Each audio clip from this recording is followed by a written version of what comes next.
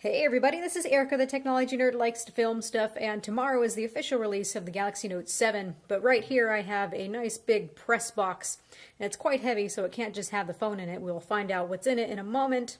I'm sure a lot of you guys are waiting to get your phones today from pre-order. I have one from T-Mobile that should be arriving at my doorstep, but the one that Samsung provided got here first. So let's go ahead and open the box. Inside the box they've given me a little personalized note.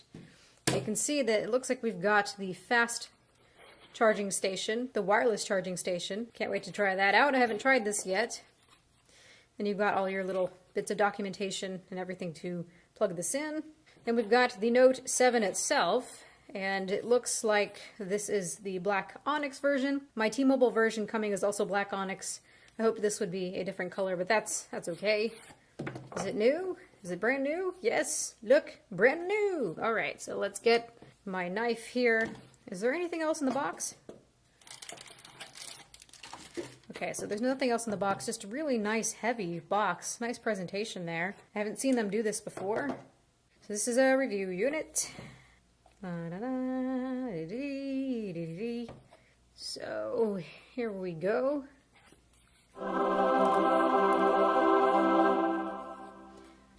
So this is a T-Mobile version of the phone. Looks and feels just like I remember it from the press day. See what else is in the box. You've got your earbuds, you got your charger, you've got your sync cable, USB connector. We've also got another little thing here. This looks like a USB-C adapter. That's nice.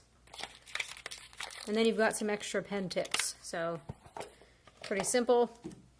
Let's get this started up, peel off all the plastic and things.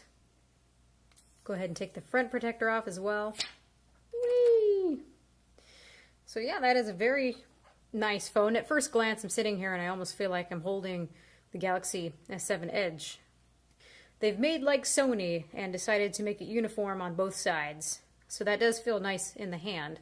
Although I have seen it pointed out that because this device is uniform, that it's kind of confusing when you take it out of pocket to know what orientation that it's in.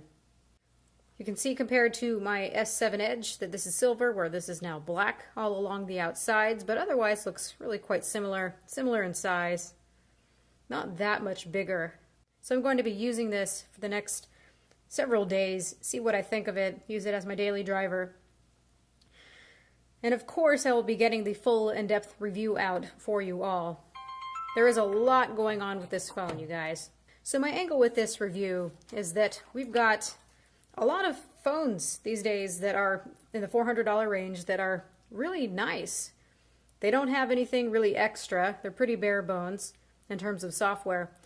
But what they do offer is pretty good for the price. So I'm curious to kind of use this side by side with one of my favorite phones of the moment, which is the OnePlus 3, and see if those features really warrant me upgrading to something that's more expensive. There are a lot more features, granted.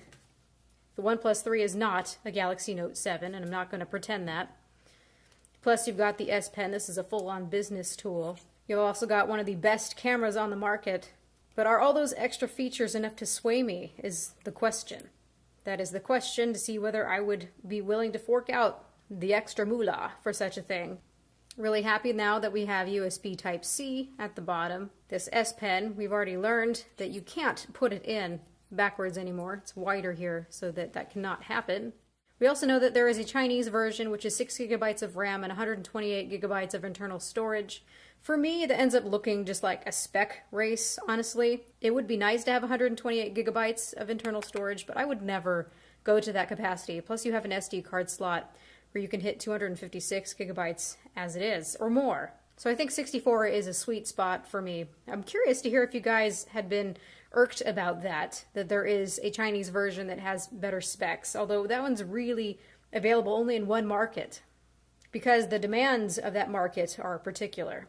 It doesn't bother me, but I'm curious to hear what you guys have to think about that. Are you guys going to get a carrier version? Are you going to wait for unlocked? Please let me know what you think. Must you have the Exynos version, or are you okay with the S820? I'm just fine with this version. So let me know. Please stay tuned for the full in-depth review, and please ask me as many questions as possible. I really look at those questions when I do the full review, and those are the real guiding light to know what you guys want to know. So ask your questions. Don't be afraid. Don't be shy. So this has been Erica, the technology nerd, likes to film stuff. Please rate, comment, and subscribe. I've actually made a pretty in-depth video already on all the features, so I'll put a link in the description for that while you're waiting for the review for this. So check that out, and have a good night. Or day. It's still daytime. Have a good day.